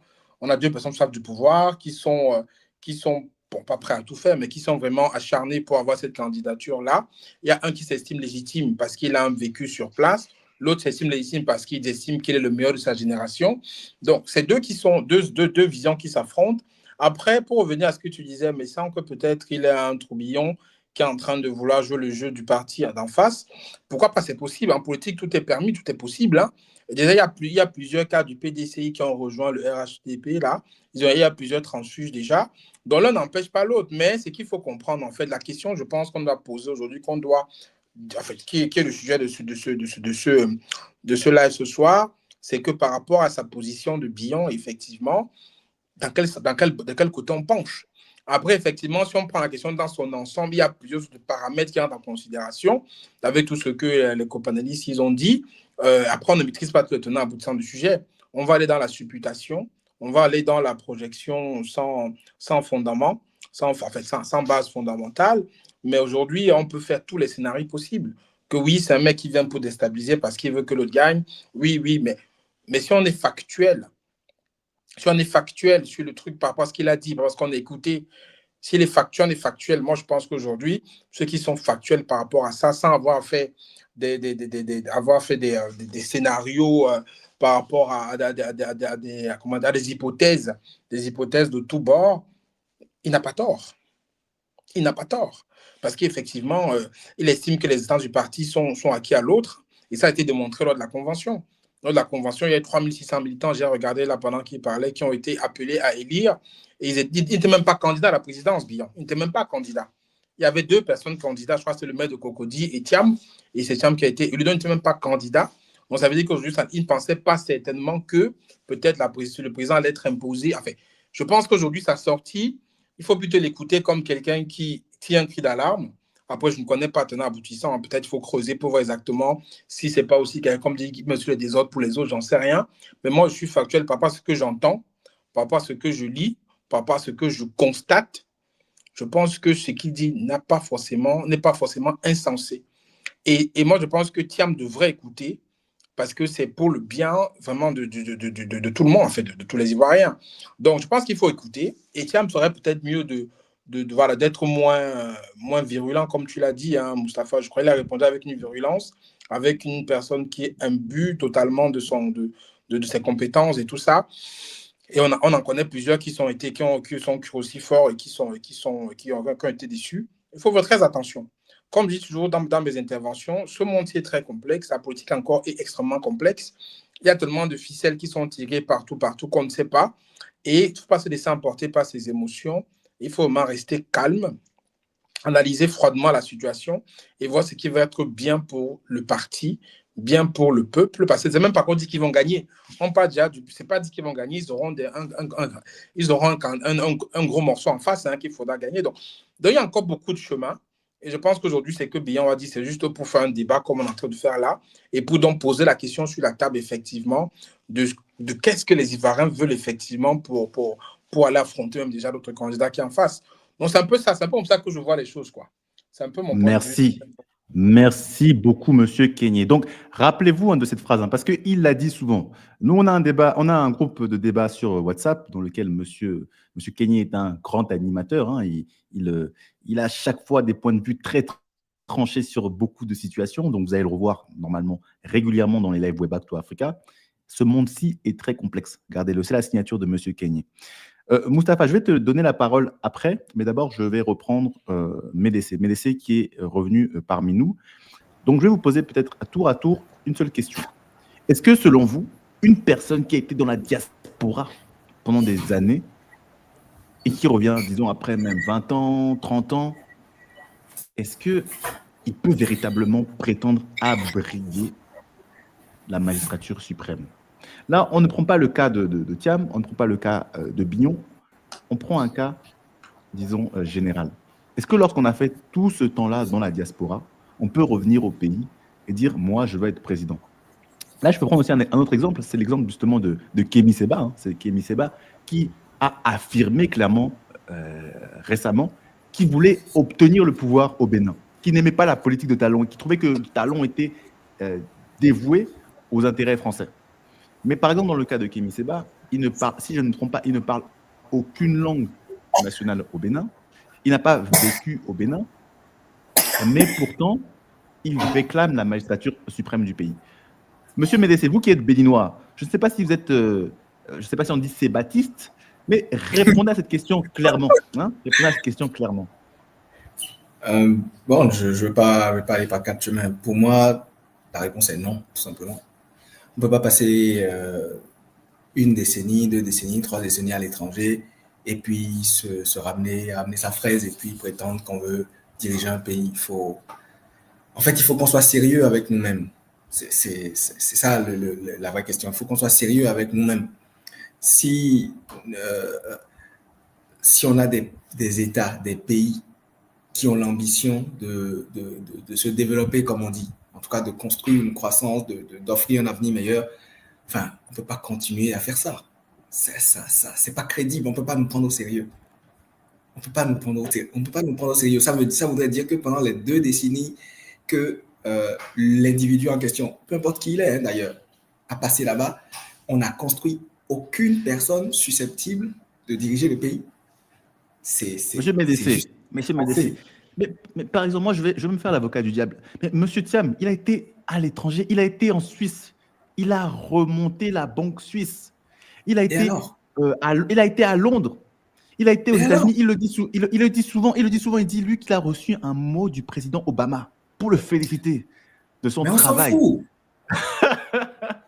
En parenthèse, il faut liquider cette histoire de recevoir un mot de Obama. Obama n'est pas une référence.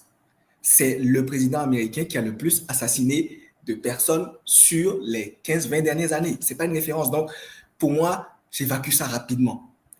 Et Tidjane Thiam, il a évolué. Effectivement, il a une brillante carrière et tout. Et pour être tout à fait honnête, je suis jaloux de sa carrière. J'aimerais en avoir. Et oui, J'aimerais en avoir une Monsieur Médécé, là je vais vous arrêter justement. Vous dites que vous êtes jaloux de la carrière de M. Thiam. Est-ce que ce n'est pas la jalousie qui vous pousse maintenant à parler aujourd'hui? Vous n'êtes pas jaloux justement de M. Thiam, hein?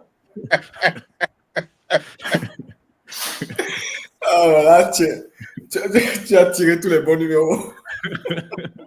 Donc bon, on va rester sur ce mystère. Est-ce que ce n'est pas la jalousie qui pousse M. Médécé à parler? Je vais donner la parole à M. Christopher. Non, on va revenir. Peut-être juste une phrase. D'accord. Faire une carrière, c'est être en compétition avec combien de personnes? 3-4 personnes. Pour diriger quoi?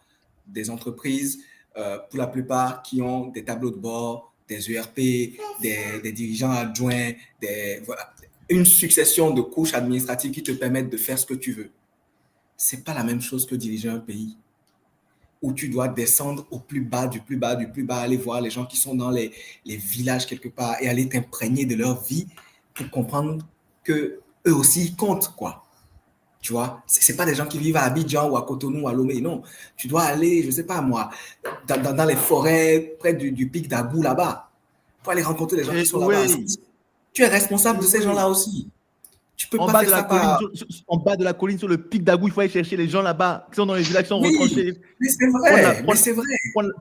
Prendre le taxi moto, se dandiner, puis trouver la personne qui lui parlait. C'est ça. C'est ça la politique. C'est ça. Hein? Et ça, on ne débarque pas de ça l'une pour le faire. Non, ça se construit. Ça se construit. C'est du temps, c'est de la patience et c'est des gammes qu'il faut faire. Peu importe la personne, hein, d'ailleurs, peu importe qu'elle soit brillante ou pas brillante, ou peu importe, à partir du moment où elle a cette ambition-là de diriger un pays, elle doit faire ces gammes-là. Parce qu'autrement, elle n'aura pas l'empathie suffisante pour prendre en considération les besoins élémentaires de ces gens-là. Et on le voit aujourd'hui dans la société. Effectivement, et ça c'est le cas, hein. Bon, c'est un parallèle, je ne sais pas si on m'avait dit dans le chat, comparaison n'est pas raison, effectivement. Mais c'est le cas effectivement de ce qui se passe aussi en France. Certains reprochent notamment au président français Emmanuel Macron de n'avoir pas fait de la politique n'a pas assez connu les territoires français, et c'est la raison pour laquelle il y a une distance parfois avec la population française. En tout cas, c'est l'une des critiques qui est faite au président français. Monsieur Christopher, alors selon vous, on peut être 20 ans dans la diaspora comme vous, hein, aller en Belgique, aller à Paris, faire le Tanguy, à Châtelet-Léal, et puis revenir au pays et puis dire moi je vais être président. Hein? Dis-moi, mais moi, ce que tu fais là, c'est pas bon. Moi, je vais être président. Est-ce que c'est possible? Mais d'ailleurs, c'est marrant parce que notre président, ça a été un peu son cas. Et moi, je prône une approche casuistique et au cas par cas. Parce que si le peuple ivoirien se lève aujourd'hui et dit « Ok, on vote pour Tidjane Thiam », mais qui sommes-nous pour dire on peut pas penser mieux que eux. Si eux se disent que « Ok, monsieur, on a essayé on a essayé toutes les formules, on veut vous donner votre chance », pour moi, je vais pas, je suis pas ivoirien, mais je me dis que le peuple ivoirien est souverain. S'ils veulent donner leur chance à un candidat comme Thiam, mais où est le problème en fait? Donc je sais pas comment dire, je suis pas un universaliste, ou je suis pas un idéaliste, ou un mec qui se dit oh non, il voit Tidjane Thiam, il se dit ouais franchement c'est le mec il est trop intelligent. Enfin, je me dis froidement que si le peuple décide de donner sa confiance à un individu, à partir de ce moment-là, il n'y a plus rien à dire, quoi. Et si l'individu remplit toutes les conditions légales pour y aller, après, c'est des débats, en fait. Le reste, tout le reste, c'est des débats. On a vu, après, c'est peut-être pas des exemples pertinents, mais et on dit que comparaison n'est pas raison, mais on voit, pas qu'en Afrique, on voit dans d'autres pays, par exemple dans les pays arabes ou d'autres pays, où on voit des gens passer je sais pas combien d'années dans la diaspora, puis revenir parce qu'il y a des changements, parce qu'ils se disent, voilà, c'est mon temps de revenir, d'apporter ma pierre à l'édifice. Et enfin, franchement, en tant que fils d'Afrique, en tant que fils du pays, pourquoi on lui mettrait des barrières, quoi, s'il remplit toutes les cases? Donc moi, avec ces éléments-là, Monsieur, ouais. Monsieur Christopher, je vais être un peu plus précis. C'est vrai que là, ce que vous dites, c'est très intéressant. Des gens qui passent des années dans la diaspora et qui sentent qu'à un moment, ils doivent revenir apporter leurs compétences au pays. Mais là, peut-être la précision qu'il faudrait faire, c'est qu'on parle de la magistrature suprême, on parle de la présidence. Toutes les constitutions sont différentes. C'est pas Monsieur Moustapha qui dira le contraire, qui est un constitutionnaliste, donc qui maîtrise le droit public. Toutes les constitutions sont différentes, mais généralement, le président, d'autant plus dans les États africains, est celui qui concentre le plus de pouvoir. C'est celui qui est à la tête de l'État, c'est celui qui a le plus de marge de manœuvre. Donc, est-ce que cet argumentaire-là s'applique véritablement pour le poste de président? Ça Ouais. peut être un conseiller, Bah, ça peut être un technocrate. Est-ce que vous ouais, pensez que ouais. pour le poste de... D'accord, d'accord. Pour vous, c'est quand même le cas aussi. Non, mais parce que j'ai vu tout à l'heure une personne disait que non, pour un conseiller, oui, mais pas la magistrature suprême. Ça reste un élu, ça reste un élu, et qui dit élu dit vote. Franchement, pour moi, la question, mais après, c'est mon point de vue, hein. Enfin, on peut ne pas l'appuyer ou ne pas le partager, mais selon moi, si le souverain primaire dit quelque chose, enfin, je vais pas, moi, je pense que tout doit être réglé parce qu'après, si on commence à d'aller dans des conditions, par exemple, aux États-Unis, les conditions, elles sont assez strictes. Et ça, c'est la constitution des États-Unis. Et personne va parler, personne va dire, personne va se lever pour aller contre. Mais si maintenant la constitution de la Côte d'Ivoire, enfin, il y a un candidat, que ce soit Thiam ou un autre, qui remplit toutes les conditions, après, ça se trouve, il peut aller aux élections et ne pas les gagner, en fait. Donc, c'est pas parce que il présente son ticket demain qu'il va forcément être élu. Là, on parle d'un candidat parmi d'autres. Il peut même se présenter en tant qu'indépendant. Donc honnêtement, pour moi, c'est empêcher une personne d'aller aux élections parce elle n'a pas vécu au pays pendant un certain nombre d'années. C'est des débats qui doivent être réglés par les textes. Et après, on peut en discuter en long et en large. Si la personne elle est apte à se présenter, pour moi, la question elle est réglée. Après, c'est des considérations, c'est des débats. On peut rester là pendant je sais pas combien de temps, mais c'est clair. D'accord, d'accord. Peut-être c'est intéressant ce que vous dites, hein, monsieur Wembonyama. Mais la problématique, généralement, vous savez, il y a les textes, il y a l'application des textes. Là, par exemple, Billion, lui, ce qu'il dit, c'est que peu importe, dans tous les cas, même peu importe ce que dit le parti, l'appareil du parti est corrompu. Donc, les dés sont pipés et dans tous les cas, il va perdre. Donc, ça, c'est la raison pour laquelle lui, il n'est pas forcément d'accord avec ça. Je vais donner la parole à monsieur Khan. Je sais que là, on est bientôt arrivé à 1h20 de débat. Vous savez, généralement, le débat dure à peu près 1h30. Donc, je vais donner la parole à M. Moustapha Khan. Et ensuite, après, je vais faire un petit tour de table pour donner à nos invités leur mot de la fin. N'hésitez pas à commenter, à dire ce que vous pensez du débat dans la partie commentaires. C'est très important. Et puis, j'espère aussi que vous avez fait les 3 gestes qui sauvent, les 3 gestes prioritaires, à savoir aimer la vidéo, abonnez-vous à Webpack to Africa et activez la cloche. Et puis 3, partagez la vidéo. Vous avez vu les interventions de nos panélistes, ça c'est de la qualité. Que ce soit M. Kane, que ce soit M. Mwebon Nyama, désolé, ou M. Khan, c'était de la qualité. Donc M. Moustapha, allez-y. Moi d'abord, j'aimerais ramener de la précision par rapport. Le débat, c'était bien. Est-ce que Tidjane Thiam ou bien Jean-Louis Billon ont raison? C'est bien la question. Et je pense que le débat, il s'est un peu perdu dans des positions. Je pense qu'on pensait que chacun donnait un peu sa position. Je tiens à répéter que, comme M. Kenyé l'a dit, je pense que c'est très important d'être objectif, comme vous l'avez dit, et de parler sur des faits. Je pense que les faits, c'est intéressant, mais c'est aussi intéressant de faire une analyse pour voir qui a parlé, pourquoi faire.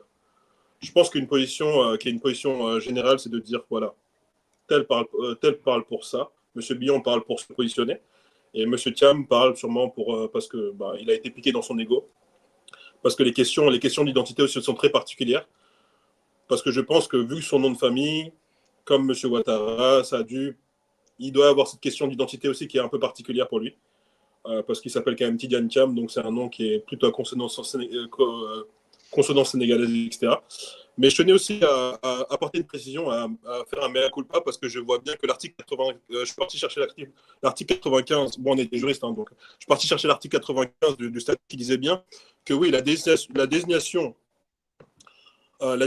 des candidats du parti à toutes élections d'État est effectuée par la voie d'élection primaire, sauf cas de candidature obtenue par consensus. C'est ça qu'il faut se demander, est-ce que ça va être une candidature faites par primaire ou bien faites par consensus. Les élections primaires ont lieu avant la date officielle du dépôt des candidatures aux élections d'État. Ils ont expliqué les élections d'État, c'était les élections législatives, les élections de la magistrature suprême, mais aussi des élections locales. Mais je pense que pour moi, c'est pas une question de est-ce qu'il est valable ou pas. Ça, c'est comme Christopher l'a dit. C'est plutôt une question qui sera décidée par le peuple ivoirien. Moi, personnellement, si une fois je peux donner mon avis dans ce débat-là, ce serait de dire que, pour le coup, je suis d'accord. C'est-à-dire qu'une personne qui est issue de la diaspora ne peut pas venir et briguer la magistrature suprême. Ce n'est pas quelque chose de possible pour moi. Ce n'est pas à cause des actions locales ou bien des actions qui ont été faites lors de caravanes ou autres, ou bien aller voir tout le monde. On n'a pas forcément besoin d'aller voir tout le monde. Je pense que, comme la plupart des systèmes politiques ont été faits, normalement, pour aller voir et pour savoir quels sont les desiderata de chacune personne et chacune frange de la société, vous devez d'abord aller voir les gens du Parlement qui sont censés représenter chaque frange de la société. C'est-à-dire que la personne qui est au pic, elle a une personne qui la représente, qui est le maire, et au-dessus du maire, il y a son député. Et normalement, le député doit être en contact justement avec cette personne-là qui est au-dessus du pic dont vous parlez tout à l'heure et qui est dans le village dont on parlait. C'est-à-dire que l'importance de la démocratie, c'est la délégation. Et cette délégation fait que chaque personne a la parole, et chaque personne a la parole par rapport à un représentant. Maintenant, ce représentant n'est pas forcément le président. Pour moi, comme je le dis souvent, et que je le dirai tout le temps, les élections les plus importantes dans des régimes parlementaires, ce n'est pas les élections présidentielles, mais c'est les élections du Parlement et de l'Assemblée nationale, les élections législatives. Mais dans ce cas-là, je ne serais pas pour que quelqu'un... je me suis déjà battu ici au Sénégal quand c'était le cas de Karim Wade, dont j'avais donné l'exemple tout à l'heure. Cette déconnexion-là, elle peut être à double tranchant. C'est bien d'avoir l'aspect international, mais c'est très aussi bien d'avoir l'aspect national. Mais pas forcément juste aller battre le pavé pour distribuer des tracts, dire que oui, j'ai été dans telle partie, ce n'est pas vraiment ce qui est. Et ma plus grande peur par rapport ce qu'on peut appeler les ripates, c'est l'aspect néocolonialiste et l'aspect colonisateur qui peut être malheureusement impliqué. C'est un autre débat peut-être que j'ouvre, ou bien ça peut être mon mot de la fin en même temps, mais c'est un autre débat qui est que parfois les ripates, quand ils reviennent au pays, ils viennent avec la mentalité de l'extérieur, pensant qu'ils peuvent ramener beaucoup de choses de l'extérieur, ou bien pensant qu'ils peuvent réinventer la roue, pensant que les gens qui sont sur place ne savent pas comment apporter des solutions durables, alors qu'ils sont locaux et ils savent les problèmes qui sont dans le pays. Et ça, on peut le voir souvent dans cette approche qui est l'approche qu'on utilise souvent dans les ONG, qui est l'approche top-down, c'est-à-dire l'approche qui voit par le haut, qui passe par en bas, mais sans voir l'approche qui est celle du bas peuple, on va dire entre guillemets. Et ça peut être aussi un problème pour moi, c'est-à-dire arriver de l'extérieur en disant ah oui, j'ai travaillé dans des grandes banques, j'ai travaillé par-ci, par-là, et ne pas voir qu'est-ce que c'est être le président de tous les Ivoiriens ou bien être le président de tout un pays d'Afrique et savoir ce qui se passe vraiment. Et pour ce coup-là, je suis d'accord. Mais pour moi, comme M. Kenyé l'a dit tout à l'heure, toute approche doit être nuancée. Donc il faut toujours avoir cette nuance de pro et contre, et plutôt être dans le milieu que être dans le je suis extrêmement pour Tidiane Thiam ou je suis extrêmement pour Billon ou bien je suis extrêmement pour Ouattara ou autre. C'est-à-dire qu'il faut toujours tempérer et nuancer, et c'est un jeu politique. Le jeu politique fait qu'aujourd'hui, la plupart des politiques africains ne sont pas forcément pour l'intérêt de leur pays, mais plutôt pour leurs intérêts personnels. Il faut dire la vérité parfois. Et on attend parfois ce chevalier blanc qui va venir nous sauver, mais moi je ne crois pas au chevalier blanc qui vient pour sauver le peuple, mais je crois plutôt à la force du peuple, par le peuple, et justement c'est pour ça que je suis plus pour une approche parlementaire et une approche de l'Assemblée nationale, où il y a une synergie des puissances qui se met ensemble et tout le peuple est un pour apporter le meilleur pour le peuple. Parce que pour moi, une personne ne peut pas, de façon messianique, gouverner tout le monde. Très intéressant. Merci beaucoup, Mustapha, pour ce mot de la fin. C'est impressionnant le débat que nous avons eu ce soir. Donc, merci à vous. Merci à vous. Je sais que M. Kenya a des obligations, donc je vais lui laisser aussi également le mot de la fin. Celui-ci l'a dit au début du débat. Si on le laisse parler, il peut parler pendant des heures, mais là, on sait qu'il doit partir à 21h, heure de Paris. Donc, je vais vous laisser ces 5 dernières minutes pour votre mot de la fin. Merci. Pas une seconde de plus. Hein. Non, je vais me faire moins. Déjà, je voulais juste apporter un point, parce que je pense à Christopher qui a parlé du président actuel du Congo, qui est dans le même cas, ce qui est pas aussi vrai. parce qu'il a milité longtemps aux côtés de son père, à l'UDPS, je crois, un truc comme ça. Et il a fait un parcours local très brillant. Il a été élu député avant de ne pas siéger parce qu'il écoutait son papa. Donc, il a été militant pendant au moins 14 ou 15 ans, voire beaucoup plus, avant d'être élu président en 2018. Une élection, bien sûr, qui a été un peu contestable et contestée. Mais ce n'est pas le même cas. Il n'est pas venu. Et 2 ans après, il a été élu. Non, il a milité auprès de son père pendant longtemps, avant même d'aspirer à être candidat. Maintenant, pour revenir à la deuxième question que tu as posée, Messan, c'est-à-dire est-ce que les repas ne peuvent pas aller rentrer comme ça et aspirer à être candidat. Moi, je pense que c'est comme toute chose. On ne peut pas arriver à un examen où on n'a pas fait des révisions. On dit qu'on va présenter le concours et on pense qu'on va le passer haut la main. Quand on veut présenter un concours, il y a quand même des prérequis, il y a un parcours qu'on doit faire. Donc, nous, les repas qui voulons peut-être regarder la vie politique, chacun doit rentrer et faire ses classes. Il faut rentrer faire ses classes, il faut rentrer être au contact de ceux qui étaient déjà là avant, il faut rentrer écouter comment ça évolue, prendre des fonctions politiques, faire de la politique activiste, être actif. En fait, il faut faire ses classes et comme Ouya, comme Félix Tshisekedi, comme peut-être d'autres personnes, après 4, 5 ans, 6 ans, 10 ans suivant son parcours, essayer de faire son chemin et essayer de briguer la magistrature suprême. Mais arriver comme ça, dans un parti surtout qui a tourné pendant son absence, et vouloir passer dans les mains du filet et s'imposer, je pense que c'est pas la bonne façon. Après, le mot de la fin, pour moi, ça va juste être que on revient tous à la même conclusion, que c'est le peuple qui a la décision. C'est le peuple mature qui décide, qui doit prendre les rênes de sa destinée. Mais on sait bien qu'il y a des peuples on sait bien que les politiciens manipulent le peuple. Hein, donc, entre autres, c'est aussi les politiciens qui essaient de donner la tendance pour que le peuple décide. Donc, in fine, même le candidat qu'on va choisir, ce n'est pas le peuple qui choisit le candidat. On vous met en face un candidat que les instances du parti ont peut-être favorisé à mettre en avant et on vous essaie de vous manipuler d'une façon ou d'une autre en usant du machiavélisme et d'autres choses pour que vous élisiez la personne qui va bien. Donc, je pense qu'aujourd'hui, le cas qui se pose, c'est que, de toute façon, il y a 2 égos qui s'affrontent. Il y a un qui estime qu'il est plus légitime que l'autre, l'autre estime qu'il est plus brillant que l'autre, et l'autre estime que le parti est pipé. Donc, c'est un débat qui sera très intéressant à suivre. Et comme je dis, ça, ce n'est que la première étape, hein, parce qu'il y a aussi l'étape d'après, il faudra affronter le candidat d'en face. Donc, il y a encore beaucoup d'étapes, avant de pouvoir décider. Mais le mot de la fin, pour moi, ça va être qu'il faut vraiment, et ça, c'est un truc sur lequel c'est que je pense que ça va se faire en Afrique, que la voix du peuple soit entendue. Moi, je me souviens pour le Sénégal, pareil, le Sénégal, j'ai eu des débats comme ça au cas du Macky Sall et tout ça. Et j'ai dit, bon, il faut que la loi du peuple, les Sénégalais se sont exprimés et ils ont fait leur choix. Donc, ça va être la même chose en Côte d'Ivoire, que les Ivoiriens s'expriment de façon libre, démocratique, transparente et que ce choix soit accepté par tous. Peu importe le choix qui va arriver, mais que ce choix soit accepté pour le bien-être de ce pays-là et de l'Afrique en général, quoi.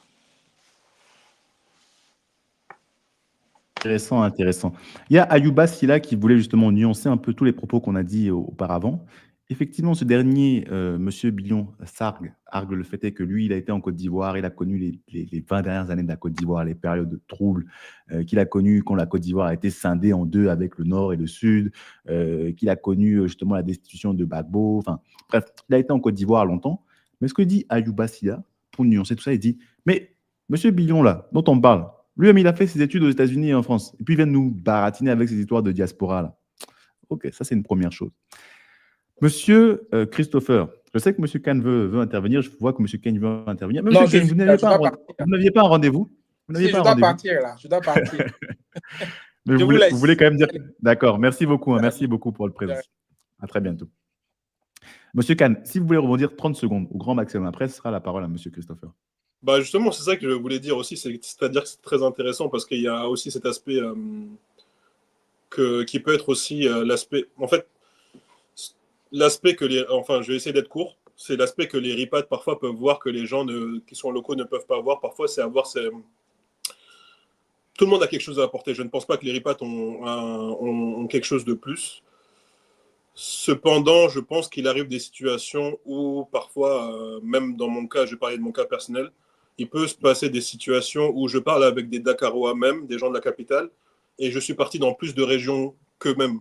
En fait, aller au fin fond du pays, ce n'est pas ce que je voulais dire tout à l'heure, mais en fait, aller au fin fond du pays, ce n'est pas singulièrement juste pour les gens qui sont locaux, etc. Il peut y avoir des gens qui sont ripat, qui font le tour qui font le tour et qui arrivent à parler aux gens pour avoir des informations sur le fin fond des villages, alors que certaines personnes qui sont considérées comme de l'élite et de la capitale ne vont pas voir ces genres de personnes. Et j'ai vu que la famille Billon était très bien placée, avait beaucoup d'argent. Donc, je pense que c'est une nuance qui était très, très intéressante de la part de Ayoba Silla. C'est-à-dire que parfois, il arrive aussi que les élites soient un peu déconnectées aussi des réalités, que les petites gens peuvent vivre, parce que quand on vit de la politique ou bien quand on vit de certains types d'argent, il est très rare en fait d'aller justement dans des zones très reculées du pays. Donc, c'était juste ce que j'avais à dire pour rebondir sur ce que Bassila avait dit, parce que je trouve que c'est très intéressant, parce que personne n'a le monopole du savoir par rapport au pays. Je pense que les locaux et les personnes parfois, j'aime pas trop cette différenciation et cette case du ripat ou bien du local. Parfois, on peut se sentir les deux et aller faire des choses qui sont considérées comme des choses de local, pourtant être un ripat. Donc, je pense que c'est un peu pas légitime, mais il peut y arriver aussi que les ripats soient beaucoup plus proches de certaines zones et certaines régions où des locaux de l'élite ou bien des locaux qui sont plutôt en capitale ne vont pas dans ces zones-là, en fait. C'est juste ce que je voulais rajouter. Très intéressant, la nuance justement, hein, la nuance entre être ripat ou être local. À partir de quel moment celui qui est revenu en Afrique, hein, à partir de quel moment il redevient un local? Est-ce que c'est une fois qu'on a quitté le continent, on ne sera plus jamais un local, même si on a fait 30 ans de sa vie dans son pays et puis qu'on part seulement pour quelques mois à l'extérieur, à ce moment-là, on n'est plus un local? Est-ce que c'est vraiment un vrai argument pour M. Billon qui a effectivement fait ses études et puis qui est revenu ensuite en Côte d'Ivoire et qui y est depuis maintenant des années? Est-ce qu'on peut aussi le considérer comme un ripat et plus comme un local? C'est une question philosophique très intéressante. Monsieur Christopher, en anglais on dit the last but not the least, à savoir le dernier mais et pas des moindres. Donc Monsieur Christopher, je vais vous laisser votre mot de la fin. Qu'est-ce que vous voulez dire par rapport à ce débat? Sur quoi voudriez-vous conclure? Ouais, franchement, moi, ça va être très simple. Moi, je pense que pour la sérénité des débats et pour l'unité du parti, du PDCI, pardon, RDA, il faudrait qu'il y ait des primaires qui sont organisées, que monsieur Billon puisse faire valoir ses arguments, que monsieur Thiam la même chose, et que au final les adhérents du parti puissent trancher. Moi, j'avais pas compris en fait monsieur Billon ne s'était pas présenté à la présidence du parti, mais s'il n'a pas pris cette occasion, il a pas saisi cette occasion alors qu'il s'organise des primaires. Et franchement, je les encourage dans ce sens-là, comme ça, il y aura plus de discussion parce que je sais que monsieur Franck proposait qu'il y ait, un ticket et que, on laisse un peu, Billon se mettre en avant, puis, mais ça, on sait que ça va jamais passer ça. On sait que ça ces choses-là, c'est bien dans la théorie, mais en pratique, ces alliances en Afrique, on sait que c'est beau sur le papier, mais, quand il s'agit de les mettre en place, une fois qu'on accède au pouvoir, on oublie toutes ces promesses. Donc je pense que, le plus simple, ce serait de faire des élections, pardon, des primaires et que la question soit tranchée et que du coup, le parti puisse présenter un bon candidat qui soit soutenu par tout le monde et qui puisse avoir toutes ses chances de gagner la vraie élection, la présidentielle. Intéressant, intéressant. Justement, là, on en revient encore à ce qui devrait normalement avoir lieu, à savoir la convention. On parle d'une convention, il va y avoir une convention au sein du PDCI RDA qui devrait voir élire au sein du parti la personne qui devrait représenter le parti à l'élection présidentielle. Ouais, mais Nous sommes à... Oui. Le problème, c'est que comme je l'ai dit dans l'article 95, il y a marqué, le terme est très important parce qu'il y a marqué la désignation des candidats du parti à toute élection d'État est obtenue par voie de vote primaire, virgule, sauf cas de candidature obtenue par consensus. Et je pense que c'est après la virgule qui est important. Mais effectivement, c'est intéressant. On parle de consensus. Mais un consensus, c'est que tout le monde soit d'accord. Monsieur Billon, qui est lui-même dans le parti, n'est pas d'accord. Donc, je pense qu'on peut déjà éliminer cette hypothèse, à moins qu'effectivement, il y ait... il y a deux types de consensus. Il y a deux types de consensus. Il y a consensus minoritaire et consensus majoritaire. Donc, expliquez-nous la nuance, monsieur Kahn. En fait, il y a en droit public, il y a deux types de consensus. En fait, il y a le consensus minoritaire, comme j'ai expliqué, le consensus majoritaire. Le consensus minoritaire, c'est-à-dire de se dire que même s'il y a une minorité de gens qui est contre, alors on doit tous se mettre d'accord pour avoir un consensus global. Alors que le consensus majoritaire, c'est de dire, OK, il y a plus de 55% ou 51% des personnes qui sont d'accord. Et non, pardon, 62% pour que ce soit une vraie majorité, ou 51% ou 62% pour que ce soit une majorité claire et légitime. Si 62% de ces cadres, entre guillemets, du parti se mettent d'accord pour dire que, OK, on est 51% à 62% des têtes du parti, ou bien des députés, ou bien des gens qui ont été élus à des primaires, ou bien à des locales, et on dit que M. Tidjane Thiam est le meilleur candidat pour nous, alors il l'emportera au consensus majoritaire. Maintenant, ce n'est pas spécifié, mais le consensus minoritaire, c'est-à-dire que même s'il y a 2 personnes qui sont contre, ou bien une personne qui est contre, alors M. Tidjane Thiam, il devrait y avoir des primaires. Mais là... Très intéressant. Donc, c'est une nuance très intéressante à apporter. On ne sait pas dans quel type de consensus on est. Moi, c'est vrai que j'ai pensé de manière très simple au consensus minoritaire, celui qui est le plus connu, à mon avis, dans la vie générale. Mais lorsqu'on parle de droit public, lorsqu'on parle d'élection, là, il faut être précis. Et en termes de précision, il y a aussi le consensus majoritaire. Et pour quelqu'un qui a gagné, qui a eu les élections au suffrage du Congrès à plus de 90%, c'est sûr que M. Billon, lui, sait que la convention, ce ne sera pas possible.